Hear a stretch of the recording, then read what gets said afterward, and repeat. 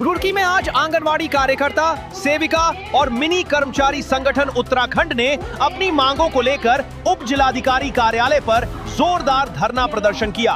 बड़ी संख्या में पहुंची कार्यकर्ताओं ने अपनी समस्याओं को उठाते हुए एसडीएम को ज्ञापन सौंपा। प्रदर्शन के दौरान मानदेय बढ़ाने, अनावश्यक कटौतियों को बंद करने और बायोमेट्रिक प्रणाली से न जोड़ने की मांग प्रमुख रूप से उठाई गई। संगठन की प्रदेश अध्यक्ष रेखा नेगी ने कहा कि आंगनवाड़ी कार्यकर्ता लंबे समय से कम मानदेय और बढ़ते कार्यभार की समस्या से जूझ रहे हैं।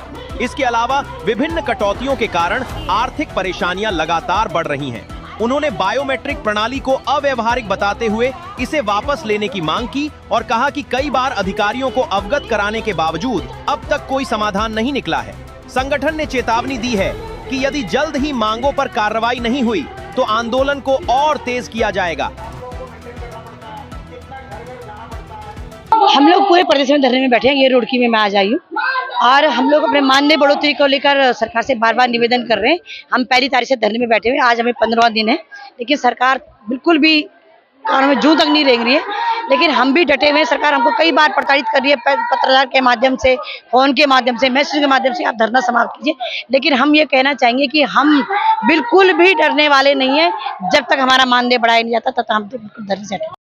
देखिए, जो मैंने अभी तक बोला है, क्योंकि जो हमारे राइट है, जो हमारी गाइडलाइंस है, जिन 6 सेवाओं के तहत हमको यहाँ पे लगाया गया है, आज सरकार उन 6 सेवाओं को हटकर हमसे काम लेती है, जो कि ढुलान हो गया और अनेक जगह बीएलओ का काम हो गया, एसआर का काम हो गया, सारे काम आंगनबाड़ी से लेती है। आंगनबाड़ी को सरकार ने एक स्टेपनी बना के यूज कर रही है। और जब भी हम अपनी बातों की बात करते हैं हमें मानदेय दिया जाए, तो सरकार बोलती है नहीं आप तो केंद्र वाले हैं, केंद्र के पास जाए तो बोलते हैं नहीं आप राज्य वाले हैं। तो हम किस वाले हैं, पहले ये बता दिया जाए कि आंगनबाड़ी वर्कर को आप एक किस्म से बोलते हैं आप सामाजिक कार्यकर्ता है, तो फिर ये लेटर जारी क्यों कि आप लोग सरकारी कर्मचारी नहीं हो तो तुम, क्योंकि पूरा विभाग हमारा सरकारी है, लेकिन हम लोगों को जो आंगनबाड़ी वर्कर है उनको कहीं का नहीं रखा है। हम कौन है, हमारी पहली पहचान बताई थी। प्रधानमंत्री तो कहते हैं कि महिलाओं को सशक्त करने के लिए बहुत कार्यक्रम किए जा रहे हैं। बिल्कुल सही, मैं वही कह रही हूँ। जैसे बेटी बचाओ बेटी पढ़ाओ का जो नारा दिया जाता है, महिला सशक्तिकरण बाल विकास के तहत ही दिया जाता है।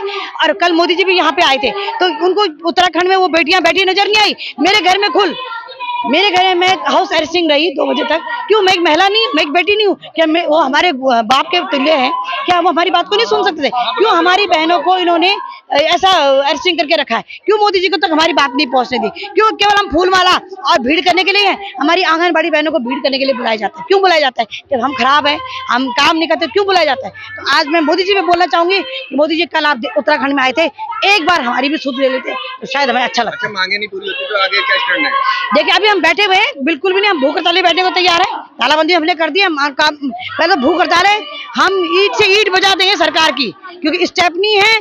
जिस तरह आपने हमें यूज करा है, हम एक टायर पंचर होता है ना, हम चारों उनके पंचर जाम कर देंगे और उत्तराखंड जाम हो जाएगा। कार्य बहिष्कार कार्य बहिष्कार तो ही, हम सारे विभागों का कार्य बहिष्कार कर देंगे।